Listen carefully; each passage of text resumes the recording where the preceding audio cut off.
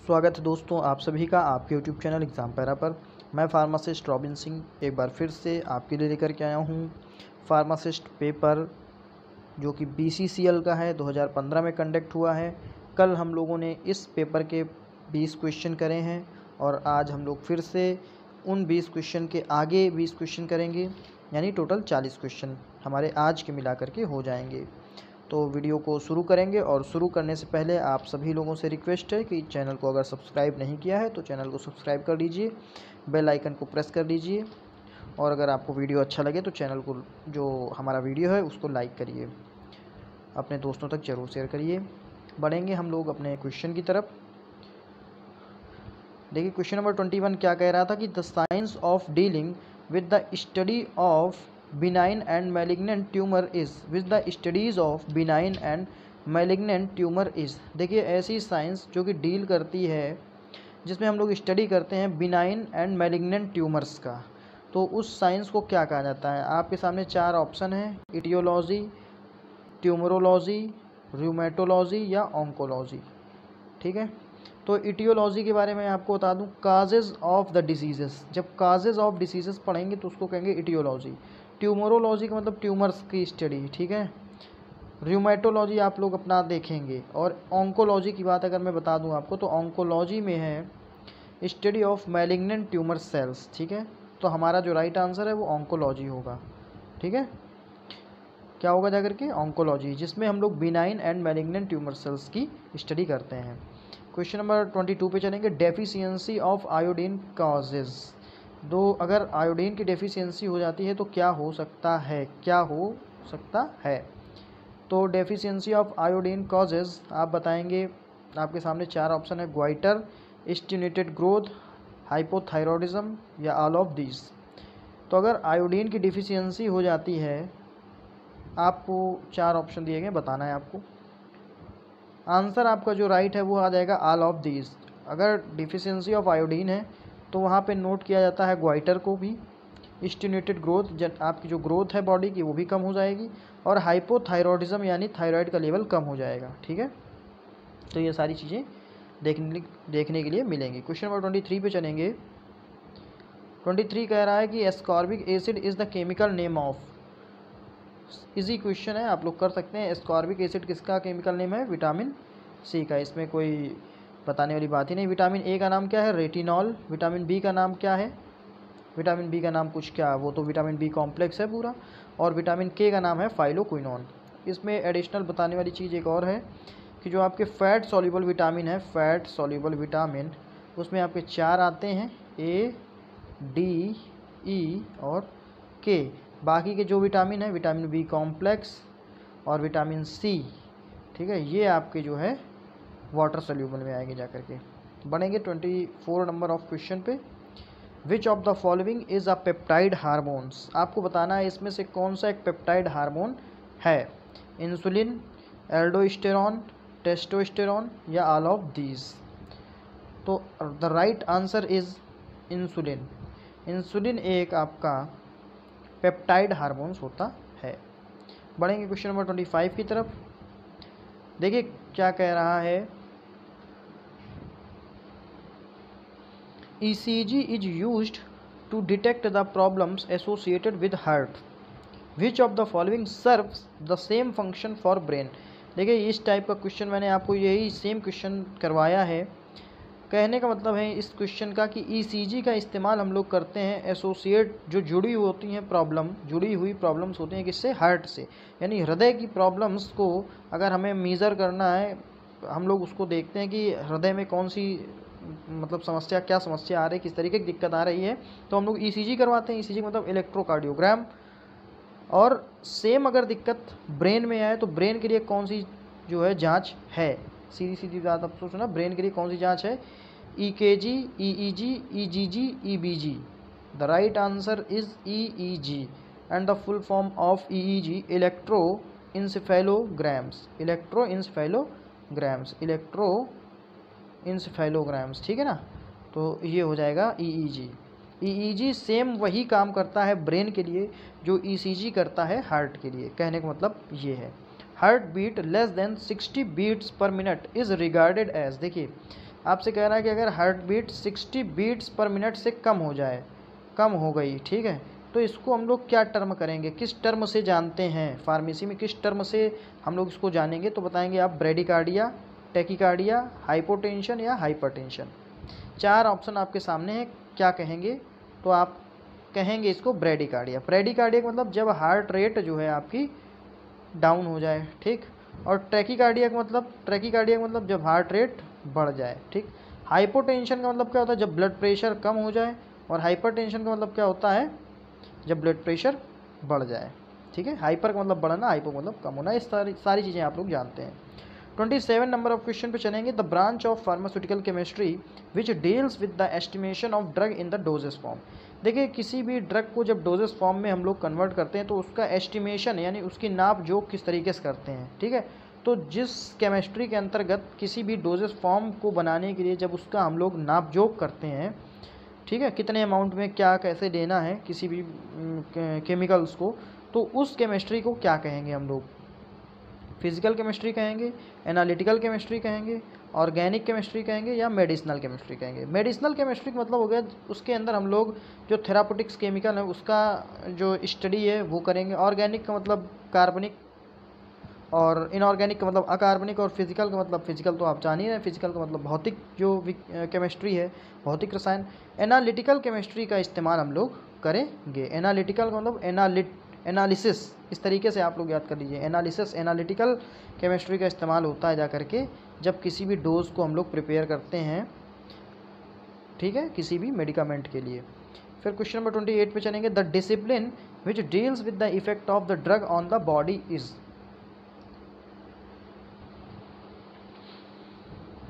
आपको बताना है कि drug on the body, drug का क्या प्रभाव है बॉडी में आपके, जब आप मेडिसिन लेते हैं तो उसका क्या इफेक्ट होता है जाकर के बॉडी में। और ये जो स्टडी है इस चीज़ की वो हम लोग किस में करते हैं। आपके सामने 4 ऑप्शन है, फार्मास्यूटिकल, फार्माकोकाइनेटिक्स, फार्माकोडायनेमिक्स और टॉक्सिकोकाइनेटिक। देखिए, आपको बता देते हैं, जो फार्माकोडायनेमिक्स होता है, डायनेमिक्स, इसमें हम लोग स्टडी करते हैं व्हाट द ड्रग, डी से drug, does to the body. Pharmacodynamic का मतलब क्या होगा, डी से ड्रग आप ले लीजिए, यानी फार्माकोडायनेमिक्स है तो यानी वो ड्रग से रिलेटेड है, यानी what the drug does to the body, सीधे सीधे याद कर लीजिए, ठीक। और अगर फार्माकोकाइनेटिक्स है तो फार्माकोकाइनेटिक्स में आ जाएगा mechanism of drug action, mechanism of drug action, ठीक है ना। और sorry, mechanism of drug action आपका फार्माकोडायनेमिक्स में आएगा और फार्माकोकाइनेटिक्स में आएगा जाकर के एब्जॉर्प्शन, डिस्ट्रीब्यूशन, मेटाबॉलिज्म और एक्सक्रीशन, ठीक है ना। What the body does to the drug, ये आएगा फार्माकोकाइनेटिक्स में। और मैकेनिज्म ऑफ ड्रग एक्शन जो आपका वो आल्सो जो है आएगा जाकर के फार्माकोडायनेमिक्स में। फार्माकोडायनेमिक्स में आपकी 2 चीज़ें आती हैं, what the drug does to the body या फिर मैकेनिज्म ऑफ ड्रग एक्शन। और फार्माकोकाइनेटिक्स में आपकी जो है आएगी जा करके what the body does to the drug, यानी जो आपकी बॉडी क्या करती है ड्रग के साथ में, यानी एब्जॉर्प्शन, डिस्ट्रीब्यूशन, मेटाबॉलिज्म और एक्सक्रीशन, ये रहेगा, ठीक है। तो इसमें क्या आपसे पूछा गया कि the discipline which deals with the effect of the drug on the body, मतलब ड्रग का इफेक्ट बॉडी में है ना, ड्रग का इफेक्ट बॉडी में, तो ये आपका आ जाएगा फार्माकोडायनेमिक्स। इंपॉर्टेंट क्वेश्चन है आपके एग्जाम के पॉइंट ऑफ व्यू से, किसी ना किसी एग्जाम में देखने के लिए मिल जाता है और ये आया हुआ है BCCL 2015 में। सारे क्वेश्चन इंपॉर्टेंट हैं और इस पेपर के तो सारे क्वेश्चन ही इंपॉर्टेंट हैं। Which portion of heart receive oxygenated blood, इसको थोड़ा सा आप लोग करेक्ट कर लीजिएगा, ऑक्सीजनेटेड ब्लड है, ठीक है। Which portion of heart receive oxygenated blood, तो आपको बता देना है। देखिए, 4 ऑप्शन है आपके पास, right auricle, left auricle, right ventricle, left ventricle. The right answer is right auricle या एट्रियम, ऑरिकल या एट्रियम भी बोल सकते हैं, ठीक है, ऑरिकल या एट्रियम, ठीक है। तो फिर बढ़ेंगे हम लोग अगले क्वेश्चन की तरफ, क्वेश्चन नंबर 30 की तरफ। Which of these is use for the preparation of bacterial culture, bacterial culture की प्रिपरेशन के लिए यानी बनाने के लिए हम लोगों का मतलब किस चीज़ की रिक्वायरमेंट होती है। आपके सामने 4 ऑप्शन है, ट्रेगाकैंथ की, अगार की, पेक्टिन की या एल्जिन की। द राइट आंसर इज अगार, अगार की ज़रूरत होती है बैक्टीरियल कल्चर को बनाने के लिए। ठीक है दोस्तों, अगर आपको ये वीडियो अच्छा लग रहा हो तो प्लीज़ चैनल को सब्सक्राइब करें, वीडियो को लाइक करें और अपने दोस्तों तक जरूर शेयर करें। बढ़ेंगे हम लोग 31 नंबर ऑफ क्वेश्चन पे। Grey baby syndrome is associated with, जो ग्रे बेबी सिंड्रोम है वो किससे एसोसिएटेड होता है? देखिए बहुत ही ज़्यादा इंपॉर्टेंट क्वेश्चन है आपके एग्जाम पॉइंट ऑफ व्यू से, बहुत ही ज़्यादा इंपॉर्टेंट क्वेश्चन है। आपके सामने 4 ऑप्शन है, क्लोरामफेनिकॉल, एरिथ्रोमाइसिन, रिफाम्पिन, पेनिसिलिन। और ये क्वेश्चन मैं ऑलरेडी आपको करवा चुका हूँ ग्रे बेबी सिंड्रोम का। The right answer is chloramphenicol. 32 number of question पे चलेंगे। Tetracycline are not administered with milk. देखिए आप लोग खुद देख सकते हैं ये सारे क्वेश्चन मैंने आपको करवाए हैं और कितने इंपॉर्टेंट हैं, यानी आए हुए क्वेश्चन हैं। ठीक है, किसी न किसी एग्जाम में आए हुए हैं। आपका यूपी एनएचएम में हमारे वीडियोस से क्वेश्चंस का जो क्वांटिटी थी वो थोड़ा कम थी क्योंकि पैटर्न चेंज था। ठीक है, लेकिन जिस दिन आप किसी अच्छे लेवल का एग्ज़ाम देंगे, या यूपी एनएचएम में ही बार बार अभी तक इसी तरीके के क्वेश्चन पूछे जा रहे थे, लेकिन इस बार इन्होंने पैटर्न चेंज कर दिया और डीएसबीएम के ज़्यादा से ज़्यादा क्वेश्चन इन्होंने पेपर में डाले थे। ठीक है, तो वो तो एक्सेप्शन है, कभी कभी हो जाता है। बाकी आपको सेंट्रल के देंगे, आप स्टेट के देंगे, यही सारे क्वेश्चन मिलते हैं। और इन्हीं क्वेश्चंस को थोड़ा आप और अच्छे तरीके से पढ़ेंगे क्योंकि उसमें घुमा फिरा करके आपसे पूछा जाता है। तो अब ये इसमें क्या है, टेट्रासाइक्लिन और not administered with milk because, किस वजह से?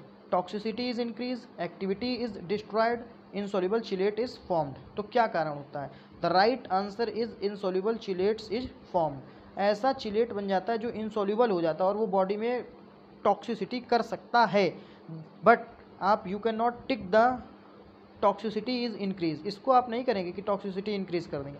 The main reason is insoluble chelates is formed. बस आपको ये बताना है कि इनसॉल्युबल चिलेट जो है बनेगा, इसके आगे कुछ नहीं आपको बताना है।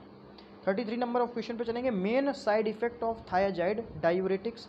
थायाजाइड डायूरेटिक्स जो होता है उसका मेन साइड इफेक्ट क्या होता है? ब्लड डाइसोरियासिस, ठीक है, हाइपोकैलीमिया, आप लोग थोड़ा स्पेलिंग करेक्ट कर लीजिएगा, वॉमिटिंग या nausea. The right answer is hypokalaemia. ठीक है, हाइपोकैलीमिया। थायाजाइड डायूरेटिक्स का अगर इस्तेमाल करेंगे तो आपको हाइपोकैलीमिया हो सकता है। कैलीमिया का मतलब पोटेशियम का लेवल जो है वो डाउन हो जाएगा बॉडी के अंदर। फिर बढ़ेंगे 34 नंबर ऑफ क्वेश्चन पे। विच one of these is used in overdose of heparin. अगर हिपैरिन का ओवरडोज हो जाता है तो आप इनमें से क्या जो है इस्तेमाल करेंगे? प्रोटामिन सल्फेट, विटामिन के, वॉरफेरिन या टायरामीन। तो आप लोग क्वेश्चन देख सकते हैं कि अगर ओवरडोज होता है जाकर के इसका हिपैरिन का ओवरडोज होता है तो आप क्या देंगे? विटामिन के जो है देंगे। विटामिन के नहीं होगा, ये होगा जाकर के प्रोटामिन सल्फेट। सॉरी थोड़ा कन्फ्यूज़न हो गई। ये आपका होगा जाकर के प्रोटामिन सल्फेट। हम लोग देंगे जाकर के प्रोटामिन सल्फेट। प्रोटामिन सल्फेट का यूज़ करते हैं जब ओवरडोज हो जाए हिपैरिन का। ठीक है, हिपैरिन का। तो हिपैरिन के ओवरडोज में क्या देंगे? Protamine sulphate. बढ़ेंगे अगले क्वेश्चन की तरफ। Question number 35। Glucocorticoids are used in the treatment of. Glucocorticoids किसके ट्रीटमेंट में इस्तेमाल होता है? आप बताएंगे। एलर्जी, इन्फ्लामेशन एंड एलर्जी या स्किन इन्फेक्शन। इन 4 ऑप्शंस में से किस ऑप्शंस पे टिक करना है? तो आप डी पे टिक करेंगे। इन्फ्लामेशन एंड एलर्जी में ग्लूकोकॉर्टिकॉइड्स का इस्तेमाल करते हैं। 36 नंबर ऑफ क्वेश्चन पे चलेंगे। Dose and frequency of administration of drug is determined by. बहुत ही अच्छा क्वेश्चन है। Dose and frequency of drug administration is determined by. आपके सामने 4 ऑप्शन है। Half life of a drug, dissolution rate, disintegration rate या all of the above. तो आपको answer करना है half life of a drug. किसी भी ड्रग की हाफ लाइफ से हम लोग डिटरमाइन कर लेते हैं फ्रीक्वेंसी ऑफ एडमिनिस्ट्रेशन को, dose and frequency of administration. 37 number of question पे चलेंगे। Which one of these is a fluoroquinolone antibiotic. Fluoroquinolone type के एंटीबायोटिक्स कौन सी है? आपके सामने 4 ऑप्शन हैं। इरिथ्रोमाइसिन, नॉरफ्लॉक्सासिन, एमॉक्सिसिलिन या रिफाम्पिन। देखिए पहली बात तो फ्लूरोक्विनोलोन की जो एंटीबायोटिक होती है आप सीधे से याद कर लीजिए। ओफ्लॉक्सासिन, लीवोफ्लॉक्सासिन, मॉक्सिफ्लॉक्सासिन अब इसी सीक्वेंस में जो आपको मिल जाए, कौन सी है, नॉरफ्लॉक्सासिन। क्या है, नॉरफ्लॉक्सासिन। ओफ्लॉक्सासिन से आप याद करिए, फ्लोरोक्विनोलोन्स में ओफ्लॉक्सासिन, नॉरफ्लॉक्सासिन, मॉक्सीफ्लॉक्सासिन, इस तरीके से आप लोग सिप्रोफ्लॉक्सासिन, ये सारी चीज़ होती हैं। ठीक है, 38 पे चलेंगे। Cisplatin, doxorubicin, taxol and vinblastine are the drug for the treatment of mitigation. किसको कम करने के लिए ये सारी दवाएं दी जाती हैं, जब किस चीज़ की दिक्कत हो जाए, बॉडी में क्या दिक्कत आ जाए, जब ये सारी दवाएं दी जाती है, जैसे सिस्प्लाटिन हो गया, डॉक्सोरूबिसिन हो गया, टैक्सल एंड विनब्लास्टिन। तो बताइए, हाइपरटेंशन हो जाए, कैंसर हो जाए, डायबिटीज़ इंसिपिडस हो जाए या एड्स हो जाए, किस डिजीज़ में देंगे, तो इसको देंगे कैंसर की डिजीज़ में। कैंसर में चलती हैं दवाएं cisplatin, doxorubicin, taxol and vinblastine. Question number 39 पे चलेंगे। Bone deformation can occurs due to the lack of. देखिए, जो बोन्स हैं उनमें डिफॉर्मेशन कैसे हो जाता है, किस चीज़ की लैक की वजह से। तो देखिए, आपके सामने ऑप्शन है कैल्शियम, फास्फोरस, विटामिन डी या ऑल ऑफ दीज। तो बोन में जो दिक्कत होती है वो इन सभी की वजह से हो सकती है। अगर इन किसी की भी डिफिशियंसी हो जाए, इनमें से किसी चीज़ की भी डिफिशियंसी हो जाए, अगर कमी हो जाती है, तो बॉडी में बोन्स में जो है डिफॉर्मेशन हो सकता है, दिक्कत आ सकती है। क्वेश्चन नंबर 40 पे चलेंगे, जो कि हमारा आज का लास्ट क्वेश्चन है। Injection of which of the following vitamins oral should be avoided by a patient taking an anticoagulants. अगर वो कोई एंटीकोगुलेंट्स लेता है, कोई भी मरीज एंटीकोगुलेंट्स जो रक्त का थक्का ना जमने दे, ठीक है, तो इसमें से किस विटामिन को नहीं लेना चाहिए उस टाइम पे जब आप एंटीकोगुलेंट्स दवा ले रहे हों। आपके सामने 4 ऑप्शन है, vitamin A, vitamin B, vitamin K, vitamin E.